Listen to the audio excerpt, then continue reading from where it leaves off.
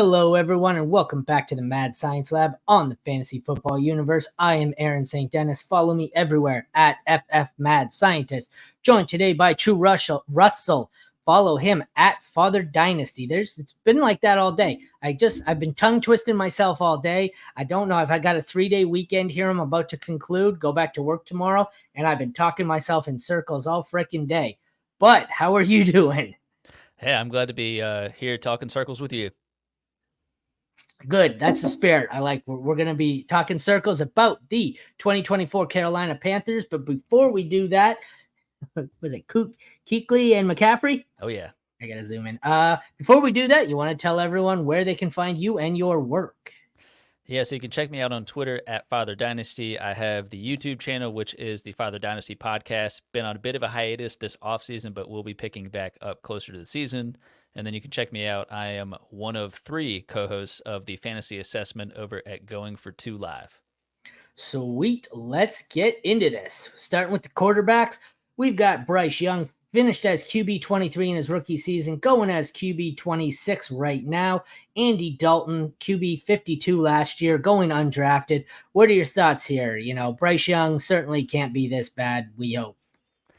The biggest thing I feel like for what the Panthers did this offseason, I'm a believer in Dave Canales. I think he's the right guy for the job at this moment. And what they did focus on was bolstering the interior of that offensive line a bit. And I know that doesn't necessarily make it a top 10 offensive line necessarily, but we always hope for a healthy offensive line each season. We don't always get it. So I think with reasonable health, with the two new guards, another season of Ike Ekwonu hopefully being healthier, I think that can do tremendous helpful for Bryce Young. I think that he's got some new weapons, which we'll talk about here in a second, I'm sure. And I think he can maybe creep closer to quarterback, the back end of the teens, maybe like that 15 to 18 range, maybe. I think that's well within the realm of possibility, but I don't see some sort of fantasy explosion happening where he's popping into the QB1 range. That's just not his game. Yeah, I think you're right. He's a mid-range QB2, maybe high-end QB2 potential here.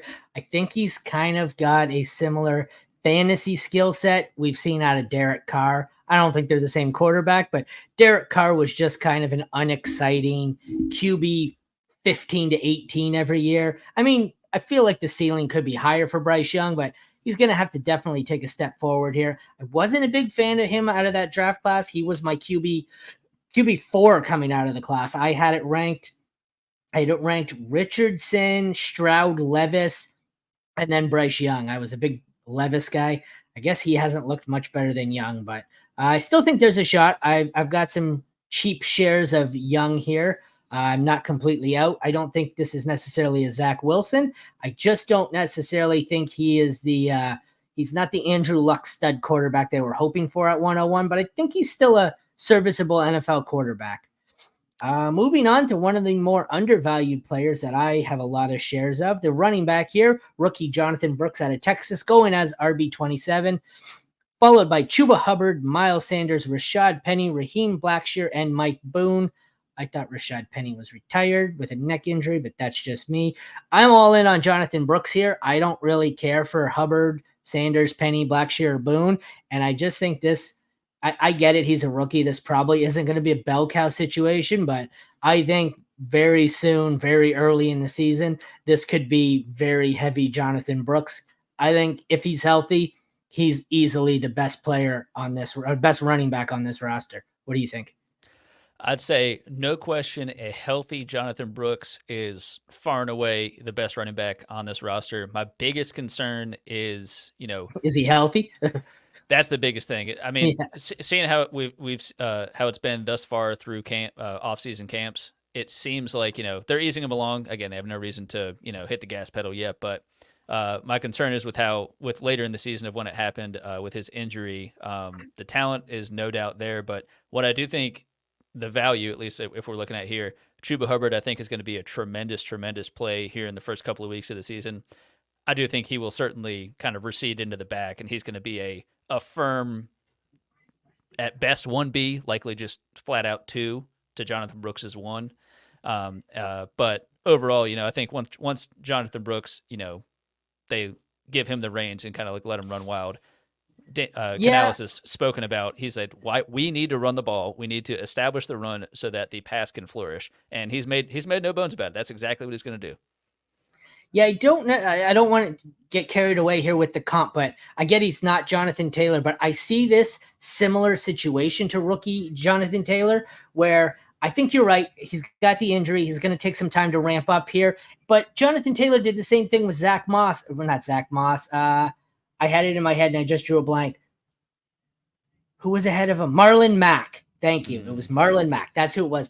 Took him 6 to 8 weeks, and then when he took over, Mack never got the job back, and it was all JT. I think we could see a similar thing here. Obviously, I'm not sure he's JT level talent, but I think Jonathan Brooks is a great value. You're right, though. I feel like if I do have Jonathan Brooks, I'm going to be doing my best to get some shares of Hubbard behind him. You know, he's pretty much free.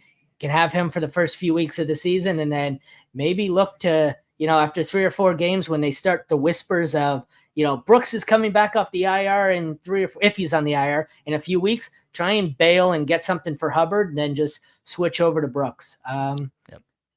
Wide receivers here, a new look room, kind of. We've got Deontay Johnson, Adam Thielen, the rookie Xavier Legette, the disappointing sophomore Jonathan Mingo, who I really liked out of Ole Miss last year, didn't do a whole lot. Terrace Marshall Jr., Emir Smith-Marset, David Moore, and Michael Strachan. I have a ton of Deontay.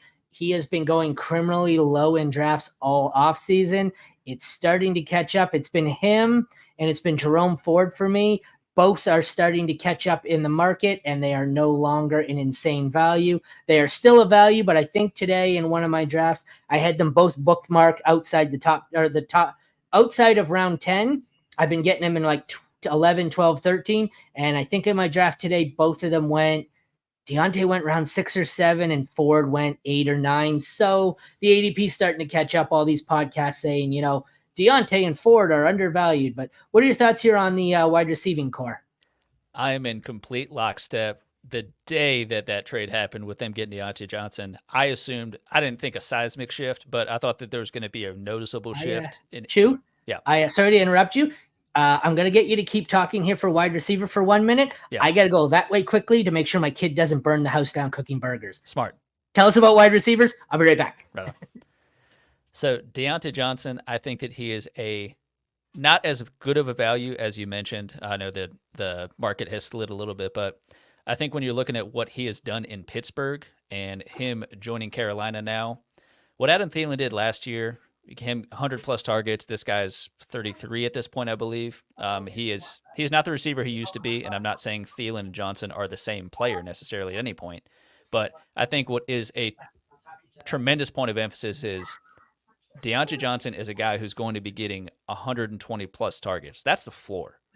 And I really, really trust that Deontay Johnson, who is the only one that can create separation of this wide receiver group, maybe Legette to a degree, but I think as it's been spoken about a bit in the offseason and in rookie evaluations, Legette is the guy who maybe is a bit less nuanced in his route running, but is a physical phenom, a jump ball guy. He can do a little bit of that. So he'll get his kind of scheme touches, but Thielen, I think, will regress in terms of his touches, but they'll be more valuable in terms of third downs and such. But Deontay Johnson, in my mind, is still the guy to get. Yeah. Not just because he's the one, but because he is going to be just the supreme target getter of 120+, that I trust a more efficient Bryce Young to be feeding this guy left and right. I think we've seen time caught up with the Adam Thielen about halfway through last season. Deontay, like I said, I think is a great value. I know it's starting to catch up with him, the price, but Legette and Mingo are the interesting ones for me. I wasn't as high on Legette. I think he is a massive boom or bust, but like the range of outcomes here, he could be an elite wide receiver 1. He could be in the XFL in 2 years. There is no in between. I think he is either going to be awesome or terrible. Jonathan Mingo, I'm still holding on to some shares here, clinging to hope in my dynasty leagues, praying that something comes out of him. I thought he was at least a wide receiver 3. He was like Quentin Johnston last year. He was one. There's certain rookies where, they get injured or the situation wasn't right for them. Mingo and Johnston last year, I thought, were the two guys where they had plenty of opportunities and didn't do a damn thing with it. And if either of them doesn't show anything within the first month of the season, I will be moving on quickly. Like there's other receivers where you give them a little bit longer leash. Things happen. All right, we can move here to the tight ends. Jatavian Sanders going tight end 32. I really like him. Backed up by Tommy Tremble, Ian Thomas, and Steven Sullivan. I have quite a bit of shares of Jatavian Sanders. Why? Because he's going tight end 32. I can't name 31 other tight ends, let alone 31 tight ends that I think are better than him. He wasn't even he was my tight end 3 in this class. I had Bowers, obviously, and then I had Ben Sinnott. So I wasn't high on Sanders. I was really high early in the process. He was my guy. Then I didn't really like the way he went through certain things in the offseason. The combine was wishy-washy. And I put Sinnott ahead of him, and I was out on Sanders. But as we went through pro days and stuff like that, I was back in on him, and I found him. He's pretty solidly my tight end 3 in the rookie class. I don't want him as my starting tight end in fantasy football, but like as a backup tight end, or in like a Scott Fishbowl scenario where you're stacking tight ends and you might start 5 of them, I'll have tight end 32. Yes, please, on Jatavian Sanders. But what are your thoughts here? Yeah, I'm with you. By the way, just on Sinnott, I really wish the Panthers would have gotten him. He was my steady tight end 2 in this class. Who went first? I don't remember. The Commanders took Sinnott first, right? Yeah, it was pretty close, but yeah, he was gone. Okay, yeah, I knew it was. They were within 5 or 6 picks. It might have even been within 3 picks, but yeah. And so, not tremendously disappointed. I don't think Jatavian Sanders is necessarily a bad tight end. He's tremendously athletic, can work on multiple levels as a pass catcher. So I like that a lot. I like that I did like Tremble coming out of college, but he was very much a guy of, just a grinder. He could just a road grader in the run game. I know they schemed a couple of rushes for him that he actually scored touchdowns in the last couple of seasons. So, just a very unique guy. But I think when you think of what the NFL looks like now, the more traditional receiving tight end that's going to flourish in a wide open offense is going to be Jatavian Sanders. And like you're saying, the real value is how late you're getting him, because if he's the starting tight end, which I think he will be, that's the floor is starting tight end. Even if the passing volume isn't crazy and they're trying to establish the run game, Jatavian Sanders is going to be going to get a couple of targets a game, and that's still pretty valuable. I like Tommy Tremble as well. After a couple of years of doing this, I think Tommy Tremble's a better NFL tight end, all-around tight end than he is for fantasy. But I just don't see anything on this depth chart that's going to stop Jatavian Sanders from being good. I don't necessarily know if he's going to be an elite tight end. I think he has tight end 10 to 15 potential, at very least in his rookie season. So like I said, I don't have him as my starting tight end. I'm sure I do in a league where I've punted tight ends and people lost their freaking mind, but he wouldn't be my choice of starting tight end. But I have him in a few leagues where I needed a second tight end, and I got him when Sinnott was gone. So I've got a few shares of him. I definitely don't mind. Next up, who is going to be your target and your avoid on this roster based on their current price? I think the target's pretty obvious. I want Deontay Johnson so bad. That's the obvious one. that it's between talent and like you're saying, the ADP's catching up a little bit, but I still feel like it's a screaming buy. And I try to separate the bias and everything, because I was a fan of Deontay Johnson in the fantasy, from the fantasy standpoint in Pittsburgh. So enjoying Bryce Young getting a quality talent there. But in terms of my sell, if I'm being honest, it's probably Jonathan Brooks, just because of cost, because I have just a sincere concern of how long it's going to take him to. I think he's probably going to start on the PUP. I think is most likely the case.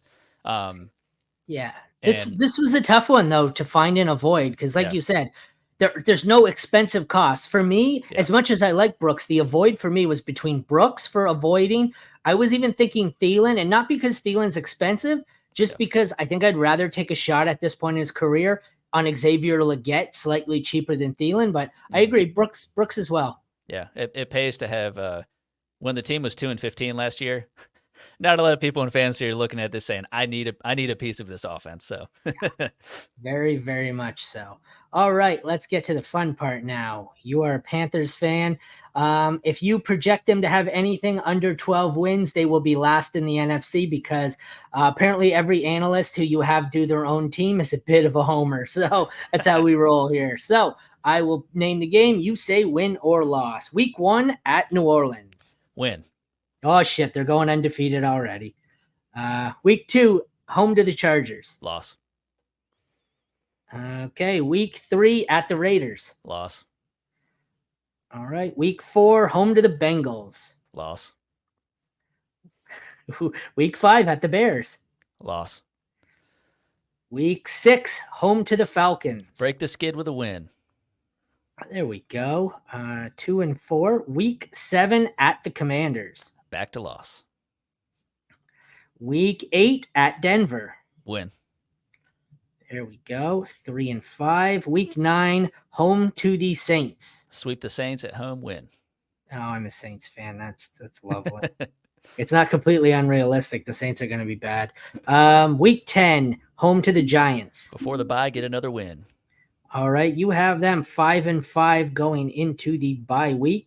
They come out of it week 12 hosting the Chiefs. Yeah, this couple weeks are going to hurt. This is a loss here. Yeah, I suspected that. Week 13 follow it up hosting the Bucks. Loss. Ooh, this gets ugly. You're right. Week 14 at Philly. Loss. Yikes. Week 15 hosting Dallas. They're not the same, but still a loss here. Yeah. Week 16 hosting the Cardinals. A win, and it'll feel great against Kyler and the Marvin Harrison Jr. show. So we'll see. Week 17 at Tampa. No, loss. All right. Did you have them losing both to Tampa? Yep, you have them losing both to Tampa. And they close it out week 18 at the Atlanta Falcons. Split the difference to end it with a loss. All right. So you have them a reasonable 6 and 11, which is more realistic than I think most of the people have been on this show, but it's more of a early rebuild for the Panthers. Thank you for joining me. Before we close this out, you want to take a second here to plug yourself? Yeah, check me out on Twitter at Father Dynasty. You can check me out on YouTube. I've got the Father Dynasty podcast. We'll be picking that up here in the next month or so, getting closer to the season. And I am but one of 3 co-hosts of the Fantasy Assessment over at GoingFor2 Live. Awesome. Well, thank you very much for joining me. If you guys want to check out any of these team pages, including this Carolina Panthers one, head over to fantasyfootballuniverse.com where we've got everything. We've got schedules. We've got depth charts. The video for this will be linked on the page itself. We have the defense depth charts as well. And once you get into the actual season, this little weather widget here is quite useful. You got kickers. It'll tell you about the wind. You're worried about snow, ice, rain, all that fun crap. This one, it's updated automatically. It just gets pushed real-time weather. So that is always helpful for game day decisions. Thank you again, Chew, for joining me. And thank you, everyone, for tuning in. Take care. We will be back tomorrow with the Jacksonville Jaguars. Have a good night, everyone.